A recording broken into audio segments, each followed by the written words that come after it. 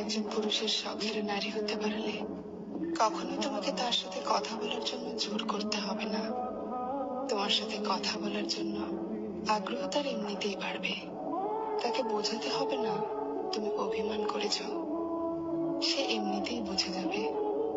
আর বুঝতে পেরে নিজে থেকেই তোমার অভিমান ভাঙাবে। পুরুষ তার শখের নারীকে অসম্ভব যত্ন করে, তাই কারোর সাথে জোর করতে নেই। তুমি তার শখের হলে সে তোমাকে এমনিতেই খুঁজে নেবে।